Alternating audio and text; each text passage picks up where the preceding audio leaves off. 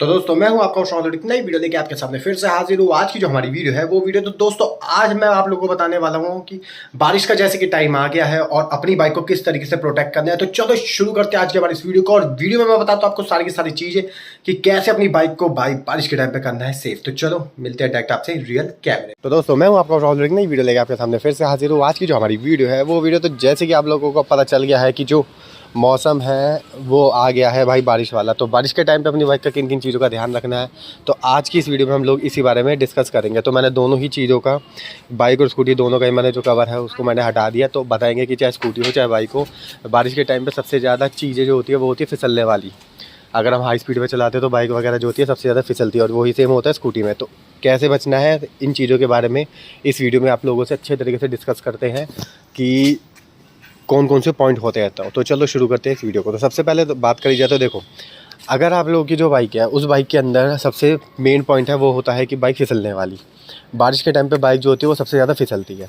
तो फिसलने का सबसे पहला रीज़न क्या होता है, वो ये रीज़न होता है कि जैसे ये जो हमारे टायर होते हैं तो ये अगर ज़्यादा ही आपकी बाइक के टायर घिसे हुए हैं तो सबसे पहली चीज़ होती है, अगर टायर ज़्यादा घिसा हुआ है तो भाई टायर का आ गया है टाइम चेंज करने का। और इसकी पहचान भी कैसे करानी है ये भी मैं आप लोगों को बता देता हूँ, क्योंकि देखो इस बाइक के अंदर लगा हुआ स्पोर्ट्स टायर। तो इसके अंदर क्या है, ये आप लोग एक लाइन देख रहे होगे, जिस तरीके से लाइन दिख रही है, तो इस लाइन के बीच में आप अपनी फिंगर डाल के देख लो तो इतना हिस्सा यानी आपका जो नेल्स है ये पूरा इसके अंदर जाना चाहिए। तो इसका मतलब क्या है, आपकी जो बाइक का फ्रंट टायर है वो एकदम एक्यूरेट है, एकदम मक्खन है, कोई टेंशन वाली बात नहीं है। और चारों तरफ से ही घुमा के देख लेना, 360 डिग्री हर जगह से चेक कर लेना कि टायर आपका बेहतरीन है कि नहीं है। क्योंकि बाइक के जो फ्रंट टायर होता है वो सबसे ज़्यादा इंपॉर्टेंट होता है, क्योंकि फ्रंट टायर जो होता है वो 70% ब्रेकिंग जो है वो लेता है। यहीं पे अगर मैं रियल टायर की बात करूँ तो रियल टायर के अंदर आपको किन चीज़ों का खासकर से ध्यान रखना होता है, वो ये चीज़ है कि देखो सबसे पहली चीज़ है जैसे कि आप लोग देख रहे होगे, रुक जाओ मैं इसको न्यूट्रल कर लेता हूँ।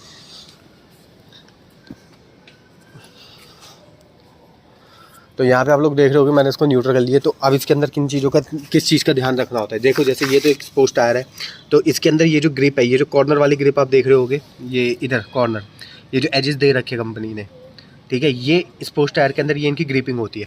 और अगर मैं नॉर्मल बाइक की बात करूँ तो नॉर्मल बाइक के अंदर अगर आप लोग ग्रिपिंग देखो, जैसे मेरी ये तीसरी जो बाइक है ये खड़ी हुई है, तो इसमें भी आप लोगों को दिखाते हैं। तो इसके अंदर जो ग्रिपिंग होती है वो ये होती है, जो ये सेंट्रल लाइन जो आप लोग देख रहे होगे, ये 125 सीसी हो गई या इनसे लोअर सेगमेंट की जो होती है उसमें होती है ये लाइन। अगर ये लाइन आपकी बिल्कुल एग्जैक्ट प्लेन हो गई है तो इसका मतलब है टायर चेंज करने का टाइम जो है वो आप लोगों में आ गया है। तो यहाँ पे अगर आप लोगों की चाहे स्कूटी हो, अब जैसे स्कूटी की भी मैं बात कर लेता हूँ, तो इसके अंदर भी आप लोग देख रहे होगे सेम लाइन का प्रोसेस इस स्कूटी में भी है। ये टायर देख रहे होगे ना, एग्जैक्ट बीच में इसके अंदर लाइन है। और रिकमेंड स्कूटी वालों को मैं यही करूँगा कि भाई इसके अंदर आप कोई भी कंपनी का टायर लगाना चाहो लगाओ, लेकिन ज़ैपर टायर लगाओ। ये होता है एक ऑफ रोडिंग टाइप का टायर होता है, तो ज़ैपर ही अगर आप टायर लगाओगे तो ये जो टायर है ना भाई स्कूटी बिल्कुल भी फिसलने नहीं देता है। तो यहाँ पे आप लोगों के लिए सबसे ज़्यादा बेनिफिट रहेगा। लेकिन ज़ैपर टायर जो है वो आपको फ्रंट में नहीं लगाना है, वो जो टायर है वो आपको रियल में ही लगाना है। यहीं पे अगर मैं बात करूँ नेक्स्ट पॉइंट के बारे में, तो नेक्स्ट पॉइंट जो होता है वो ये होता है कि अब यहाँ पे बारिश के अंदर सबसे ज़्यादा जो प्रॉब्लम आती है वो ये प्रॉब्लम आती है कि हमारी बाइक की पेट्रोल की जो टंकी होती है इसके अंदर चला जाता है भाई पानी। ये सबसे ज़्यादा प्रॉब्लम आती है और ये हर दूसरे पर्सन के साथ जो है ये प्रॉब्लम है। तो इसका आप लोगों को किस चीज़ों का ध्यान रखना है। तो यहाँ पर अगर मैं बात करूँ, जैसे देखो इसके अंदर इसका जो कैप है, पेट्रोल टैंक का जो कैप है वो एकदम फ्लैट है। फ्लैट इट मीन्स टैंक के अंदर ही दे रखा है। तो यहाँ पे आप लोगों को किन चीज़ों का ध्यान रखना है, ये आपने की जो है इसकी ओपन करी, और की ओपन करने के बाद ये देखो ये जो होल दिख रहे होंगे आप लोग, ये होल दिख रहे होंगे, ये हर इनबिल्ट जिसके अंदर ऐसे पेट्रोल टैंक का कैप रहेगा ना उसके अंदर ये होल ज़रूर होगा।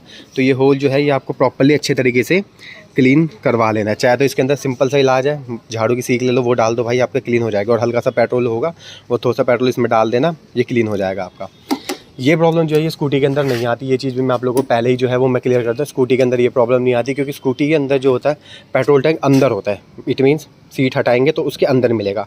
या फिर अगर मैं एक्टिवा वगैरह की बात करूँ तो एक्टिवा के अंदर आउटर साइड में होता है, तो वो भी अंदर ही रहता है। तो स्कूटीज़ वगैरह में ये जो प्रॉब्लम है ये नहीं आती है। नेक्स्ट पॉइंट की अगर बात करी जाए तो देखो अब आगे डिस्क ब्रेक वाली बात, ठीक है।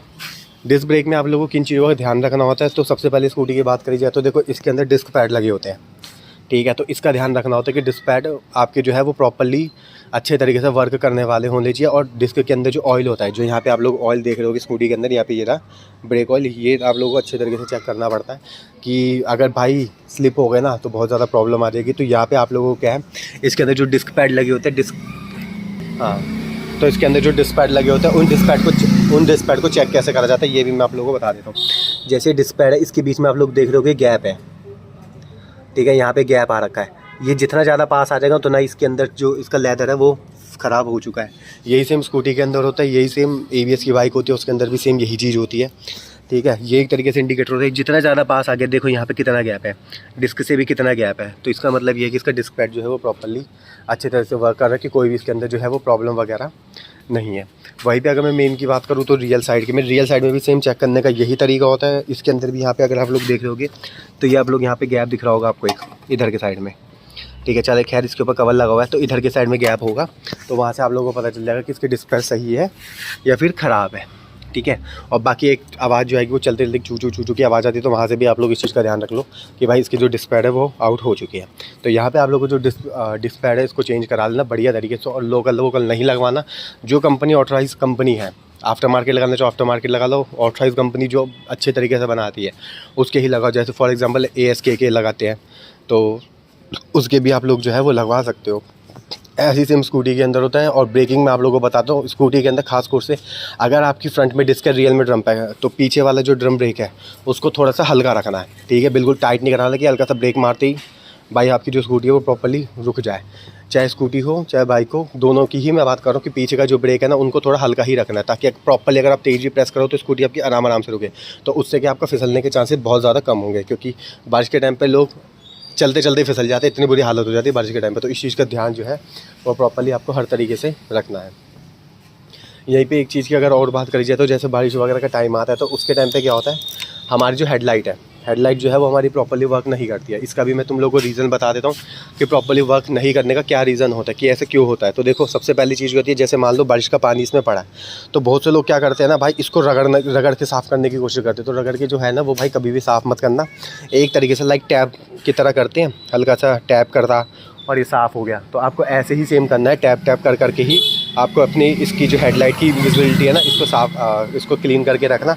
इससे आपकी जो हेडलाइट है वो कभी भी आपकी जो है वो ख़राब वगैरह नहीं होगी। बहुत से होते हैं येलो स्मोक करवा लेते, ये सब करा लेते, ये तो खैर मैं रिकमेंड नहीं कर रहा, बाकी वो आपकी मर्ज़ी, अगर आप कराना चाहो तो करा सकते हो, अदरवाइज़ रिकमेंड वो नहीं होती है। बारिश के टाइम पे एक खास कोर्स की डिजिटल मीटर कंसोल के अंदर सबसे ज़्यादा प्रॉब्लम आती है। जैसे ये हो गया डिजिटल मीटर कंसोल, इसके अंदर यहाँ पे बटन है, ठीक है। तो ये जो बटन है ना, इस बटन में प्रॉब्लम क्या आती है, यहाँ से इस बटन के यहाँ पे हल्का सा एक होल होता है, तो होल होने की वजह से इसमें बारिश का पानी सबसे ज़्यादा जाता है, तो अगर आप लोगों का इनबिल्ट ही है मीटर के अंदर ये स्विच, ये बटन आपको इसका इनबिल्ट ही दे रखा है, तो यहाँ पे प्रॉपर्ली पूरी लैमिनेशन करा लो। और ये जो बटन है इस बटन के ऊपर भी आपको लैमिनेशन करवाए, ना कि ये नहीं कि यहाँ से कटवा लो, तो कोई फ़ायदा नहीं होगा। प्रॉपर्ली सिंगल शीट जो होती है ना वो प्रॉपर्ली आप इसके ऊपर लगवा लो, उसके बाद आपकी टेंशन फ्री। और चाहे तो बारिश के बाद आप हटा दो, कोई टेंशन वाली बात नहीं। मैंने इस स्कूटी को लेते ही साथ ही इसमें ये काम कराया था, और यही सेम काम जो है मैंने इसमें भी कराया था, लेते ही साथ ही अपाचे के अंदर मैंने ये काम कराया था। और प्रॉपर्ली आप लोग देख रहे होगे मैंने अच्छे तरीके से इसको प्रॉपर्ली पैकिंग कर रखा है, ताकि बारिश का जो पानी है वो हल्का सा भी, क्योंकि इन बटन की वजह से ही मीटर के अंदर पानी जाता है, मीटर जो है वो अपना आउट हो जाता है, और फिर आपको वारंटी क्लेम कुछ भी नहीं मिलेगा भाई, नया लगवाना पड़ेगा। और डिजिटल मीटर एक ऐसा मीटर होता है जो सबसे ज़्यादा महंगा आता है।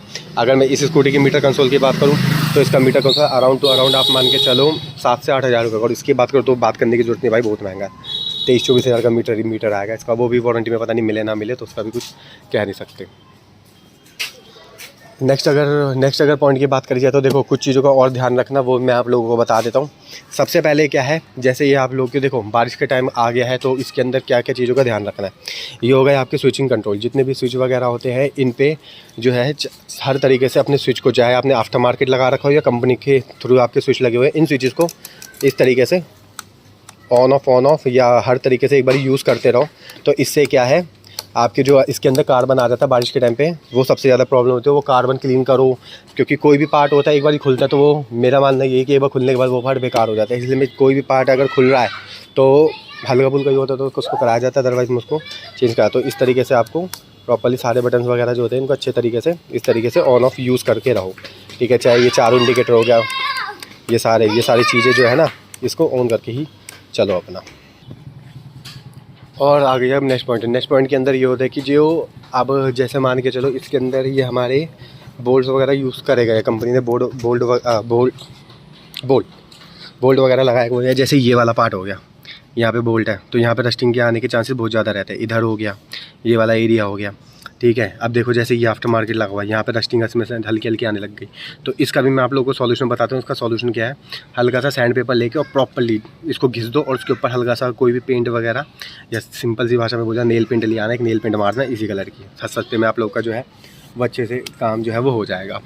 वहीं पर अगर नेक्स्ट चीज़ की बात करी जाए तो अब देखो ये वाले जो बोल्ट होते हैं इसके अंदर सबसे ज़्यादा प्रॉब्लम आती है। इसके अंदर ये वाले जो बोल्ट होते हैं इसके अंदर सबसे ज़्यादा प्रॉब्लम आती है, इसके अंदर मिट्टी वगैरह, जैसे इसमें भी देख रहे हो मिट्टी वगैरह, तो इसको ब्रश वगैरह से अच्छे तरीके से साफ़ कर लेना है। तो बारिश के टाइम पे इन्हीं सब चीज़ों का खासतौर से ध्यान रखें। तो दोस्तों अब करते हैं नेक्स्ट पॉइंट की बात, जो कि है इसकी चैन की। अब जैसे आप लोगों को पता होगा कि स्पोर्ट्स बाइक है, तो स्पोर्ट्स बाइक के अंदर एक सबसे बड़ी प्रॉब्लम रहती है, वो रहती है ओ रिंग चैन, यानी ओपन रिंग चैन। ओ रिंग चैन जो होती है वो ओपन तरीके से चैन रहती है, लेकिन हमने भाई इस बाइक का जो ओ रिंग चैन है इसको भी हमने अच्छे तरीके से कवर कर दिया है, क्योंकि हमारी चीज़ हम कैसे भी कर सकते हैं। तो यहाँ पे आप लोगों को क्या है कि देखो बहुत सारे लोग हमें ऑर्डर के लिए बोलते हैं कि सर आप हमें ये ऑर्डर करवा दो, ये ऑर्डर करवा दो। तो दोस्तों देखो ऐसा है, ऑर्डर हम नहीं करवा सकते, क्योंकि हमारा ऑनलाइन या फिर ऑर्डर का अभी कोई भी प्रोसेस नहीं है। अगर आप लोग near by, it means Delhi NCR में अगर आप लोग रहते हो तो शॉप पे आप लोग आ सकते हो। शॉप का एड्रेस जो है वो मैं आपको डिस्क्रिप्शन में मैं आप लोगों को शॉप का जो एड्रेस है वो मैं दे दूँगा। तो आप लोगों में दोबारा बोल देता हूँ, ये जो है ये आपने XL 100 देखी होगी, जिसको अगर नॉर्मल लैंग्वेज में बोला जाए विक्की, तो उसका चैन कवर मैंने इसमें जो है इंस्टॉल कर रखा है। और फिटिंग जो है वो पॉइंट टू पॉइंट जो है वो इसमें फिटिंग आएगी, तो उस चीज़ का जो है वो आप लोग अच्छे तरीके से करवा सकते हो। तो इससे आप लोग का बेनिफिट क्या होगा, जैसे बारिश के टाइम पे, अब इस टाइम पे क्या है, इसमें बारिश का जो पानी है ना वो क्या है नहीं आएगा, बारिश की जो छींट है वो नहीं आएगी, जिसकी वजह से ये ओपनिंग चैन के अंदर आप लोग को जैसे कि पता है कि इसमें हम लोग लगाते हैं ओरिंग चैन में जो लगाई जाती है वो ऑयल लगाया जाता है, या आप चैन स्प्रे लगा, तो बारिश की वजह से वो क्या है, चाहे ऑयल हो गया चाहे कोई भी चैन स्प्रे हो गया, तो वो क्या है वो एक तरीके से हार्ड फॉर्म में कन्वर्ट हो जाता है। तो हार्ड फॉर्म में कन्वर्ट होने की वजह से क्या है, वो चैन की जो लाइफ है वो और भी ज़्यादा बेकार कर देती है। इसी वजह से हम लोगों ने इसके ऊपर चैन कवर जो था वो मैंने लगाया था, और उस वीडियो पे आप लोगों ने काफ़ी अच्छा रिस्पॉन्स दिया। तो यही आप लोगों को रिकमेंड है कि आप लोग इसके ऊपर एक चैन कवर इंस्टॉल जो है इसे करा लो, तो कि प्रॉपर्ली हर जगह से ये कवर रहेगा। क्योंकि नीचे वाला जो एरिया होता है तुम्हारा लेफ़्ट साइड वाला, यहाँ से सबसे ज़्यादा जो फॉर एग्जांपल आप मान के चलो आपके राइट लेफ्ट पे कोई बाइक या कोई कार कुछ भी है, तो वो एकदम से ऑयल मारेगी तो साइड में ख़राब हो जाएगा। तो यहाँ पे आप लोग क्या इस चीज़ से आपकी जो प्रोटेक्शन है वो इसमें हो जाएगी। और अगर नेक्स्ट पॉइंट की अगर बात करें तो जैसे ये आप लोग देख रहे होंगे कि इसके अपाची के अंदर सबसे बड़ी जो प्रॉब्लम आती है वो ये प्रॉब्लम आती है कि इसके इंडिकेटर के अंदर जो है वो चला जाता है पानी। ये सबसे ज़्यादा प्रॉब्लम आती है, हमारे शॉप पे भी इस चीज़ के लिए बहुत ज़्यादा आते हैं, और कंपनी इसकी वारंटी जो है वो भाई आउट कर देती है। वो इसकी वारंटी साफ साफ मैं आप लोगों को क्लियर बोल देता हूँ कि इसकी जो वारंटी होती है वो आउट कर देती है, बिकॉज इसके इंडिकेटर में पानी चला जाता है। तो इस यहाँ पे आप लोगों को यही रिकमेंड है कि या तो कोई एक ऐसी लैमिनेशन करवा लो, जैसे मैंने तो खैर इसमें एक परमानेंट ही वो कर रखा है, आप बॉटल काट के हीट गन मार के इसको कर सकते हो, वरना आप चाहो तो एक प्रॉपर्ली एक लैमिनेशन कुछ टाइम के लिए इसके ऊपर प्रॉपर्ली लगवा लो, ताकि इसके इंडिकेटर्स वगैरह में पानी ना आ जाए। और अब आगे सबसे इंपॉर्टेंट चीज़, क्योंकि देखो जैसे मौसम हो गया बारिश वाला, तो बारिश के अंदर आप लोगों को किन चीज़ों का खासतौर से ध्यान रखना वो ये है कि एक आप लोगों को कवर ज़रूर ले लेना है, ठीक है। जैसे देख रहे होगे ये अपनी बाइक है, यहाँ भी कवर है, यहाँ भी स्कूटी रहती है उस पर भी कवर है, इस पर भी कवर डलता है, उस पर भी कवर डलता है। तो कवर का मैं आप लोगों को यही रिकमेंड करूँगा कि कवर आप लोग ज़रूर लें। और कवर भी जो लेना उसकी भी मैं आप लोगों को क्वालिटी बताता हूँ, क्वालिटी जो है वो कैसी होनी चाहिए। तो क्वालिटी देखो इसकी जो होनी चाहिए वो होनी चाहिए एक तरीके से ये वाला जो है ये एक हार्ड मटेरियल में रहता है। ये वाला जो कवर आता है ये काफ़ी पुराना कवर है, ठीक है, इसको काफ़ी साल हो गए, देखो घिसा है, पर भाई काफ़ी पुराना कवर है। इस मेरे में जितने में भी लगे सब में पुराने कवर लगे हैं, क्योंकि पहले की जो चीज़ आती थी भाई वो अब की तुम्हें नहीं मिलेगी। अगर मैं इस कवर की प्राइस की बात करूँ तो ये 100% वाटरप्रूफ कवर होता है। ये आपका अराउंड 1200 से 1300 रुपये के समथिंग में आ जाता है, ठीक है, 1200 से 1300 रुपये के समथिंग में आ जाता है। और लोकल अगर आप लगवाना चाहते हो तो देखो रिकमेंड तो खैर नहीं है, आप लेना चाहो तो ले सकते हो, 100 200 250 रुपये के आसपास में आ जाएगा। लेकिन अच्छे तरीके से भाई वो आपके ये है कि डिजलिंग वगैरह हो रही होगी, हल्की फुल्की बारिश वगैरह हो रही होगी, तो वहाँ पर वो कैपेबल है। अदरवाइज़ अगर प्रॉपर्ली बारिश हो गई है तो फिर भाई कोई फ़ायदा नहीं है, वो पानी को अपने अंदर कंज्यूम करेगा, और देन आपकी सीट वगैरह जो है वो और भी ज़्यादा भाई बैठोगे पूरी गीली हो जाएगी। तो रिकमेंड तो खैर मैं नहीं कर रहा, बाकी आप लोगों के भाई बजट के ऊपर है, आप लोग कैसे क्या चीज़ सोच रहे हो। नेक्स्ट पॉइंट की अगर बात आ गई तो देखो एक चीज़ का आप लोगों को खासतौर से ध्यान रखना है, जितने भी ये पैनल्स है, देखो एक चीज़ मैं आप लोगों को बताता हूँ, जैसे अपाची में है तो ये चीज़ मैंने करी थी, इसके क्या ये वाले जो सॉकेट्स हैं ये थोड़े से बाहर की साइड इसमें दिखाई देते हैं, तो ये दिखाई देते हैं, खैर ये बेकार है। आप लोगों को ना थोड़ा सा इनको अपने थंब के थ्रू या किसी भी चीज़ के थ्रू इसको अंदर रखना है, या तो किसी चीज़ से टाई बेल्ट मार के, तो इसको टाई बेल्ट बांध के उसको अंदर कर दो, उसकी वजह से क्या जो बारिश वगैरह का जो भी पानी वगैरह होगा ना वो इसमें बिल्कुल भी नहीं जाएगा। यही सेम चीज़ है अगर दूसरी साइड की भी अगर बात करी जाए तो अपोजिट साइड में बात करी जाए, जैसे देखो यहाँ पे मैंने ये सॉकेट खोल के यहाँ ये पहले इधर से जा रहा था, सॉकेट खोल के अंदर से मैंने करवाया था। तो इससे क्या होगा अभी अंदर की साइड में है तो यहाँ पे आप लोग जो है ना इस काम को कर सकते हो। और वही सेम चीज़ आप दोनों साइड में है तो ये चीज़ आप कर लो, सॉकेट खोलो, प्लग एंड प्ले वाला काम है, खोलना एंड देन अंदर से वायर के अंदर से ले जाके इसको वो कर दोगे, तो मतलब क्लिप लगा के इसको कंप्लीट कर दोगे तो यहाँ पे आपका ये जो काम है ये आपका हो जाएगा। और देखो बारिश का टाइम है, अपाचे अगर आप लोगों के पास है तो इसके अंदर एक सबसे इम्पॉर्टेंट और सबसे बेहतरीन कंपनी ने फ़ीचर दे रखा है। वो ये फ़ीचर है कि ये जो बाइक है ये बारिश में नहीं फिसलती है। ठीक है, ये सिर्फ मैं उन लोगों के लिए बात को मैं कर रहा हूँ जो लोग अपाची को ओन करते हैं, उन लोगों के लिए ही सिर्फ ये बात करी जा रही है कि इसके अंदर एक ऐसा सिस्टम दे रखा है जो कि है रेन मोड। कितना भी बारिश हो, कितनी भी पानी हो, कितना भी कुछ हो, बस आपके टायर की ग्रिप सही होनी चाहिए। ये बाइक जो है ये बारिश में स्लिप नहीं खाएगी। तो उसको एक्टिवेट भी कैसे करना है ये भी मैं आप लोगों को बता देता हूँ। एक्टिवेट करने का जो सिंपल तरीका है वो ये है, आपने इसको ऑन करा, ऑन करते ही साथ ही ठीक है यहाँ पे क्या करना है आपको इसमें सेल्फ दे देना है। सेल्फ देते ही साथ ही यहाँ पे आप लोगों को इसके अंदर दिख रहा होगा अर्बन मोड। ये अर्बन मोड आपको इसमें दिख रहा होगा। कुछ नहीं करना, मोड पे जाके ये हो गया स्पोर्ट्स मोड। स्पोर्ट्स मोड तो भूल ही जाओ बारिश के टाइम पे, तो वरना भाई बहुत गंदा फिसलोगे। ये आ गया रेन मोड। रेन मोड पे आप इसको चलाओगे तो रेन मोड पे चलाने की जैसे ही आप इसको रेन मोड पे चलाओगे ना तो रेन मोड के अंदर इसमें बेनिफिट आपका ये होगा कि बाइक जो है वो अपना जो ट्रैक्शन है उसको अच्छे तरीके से करके रखेगी, ट्रैक्शन को काफ़ी अच्छे तरीके से करके रखेगी। इस वजह से क्या जो आपकी जो ब्रेकिंग है वो ब्रेकिंग पे इम्पैक्ट आता है। इसके अगर बात करी जाए तो अगर आप जैसे अगर मैं नॉर्मल चलाऊंगा और मैंने जैसे अभी के टाइम पे हल्की फुल्की बारिश है और मैं नॉर्मल चलाऊंगा तो इसकी ब्रेकिंग अलग फील कराएगी। अर्बन पे अलग फील कराती है, स्पोर्ट्स पे अलग फील कराती है। तो जो डिफरेंट बिटवीन आता है वो ये आता है कि इसके जो ब्रेकिंग है उस पर डिफरेंट आता है। तो यहाँ पे आप लोगों को यही रिकमेंड करा जाएगा कि बारिश के टाइम पे इसको उस पर रेन पे ही चलाओ। रेन मोड पे चलाओगे तो काफ़ी अच्छा रहेगा। वैसे आज के टाइम पे बहुत सारी कंपनियाँ हैं और जिस बाइक के अंदर अगर रेन मोड नहीं आ रहा है ठीक है और रेन मोड नहीं आ रहा है तो बाइक के अंदर आ रहा होगा तुम्हारा इको मोड, तो इको मोड पे स्विच करके इको मोड पे चलाओ तो उसमें क्या है कंट्रोलिंग काफ़ी ज़्यादा अच्छी रहेगी वैसे तो। और जिन बाइक के अंदर है ड्रम ब्रेक जी ठीक है, जिसके अंदर ड्रम ब्रेक वगैरह है जैसे स्प्लेंडर वगैरह में ड्रम ब्रेक आते हैं तो जिसके अंदर ड्रम ब्रेक है तो उसके लिए भी मैं आप लोगों को एक रिकमेंडेशन दे देता हूँ। उसमें आप लोगों को क्या करना है, आगे का ब्रेक हल्का सा थोड़ा सा टाइट रखना है, बिल्कुल हल्का सा, जितना आप चला रहे हो उतना ही चलो, हल्का सा थोड़ा सा टाइट रखना और पीछे का जो है वो हल्का ढीला रखना। इस चीज़ को मैं दोबारा बता देता हूँ। आगे का जो ब्रेक है तो आगे का जो ब्रेक है उसको हल्का सा टाइट रखना और पीछे का जो ब्रेक है उसे हल्का सा ढीला रखना। तो उससे क्या होगा जो आपकी बाइक वगैरह होगी वो कभी नहीं फिसलने वाली।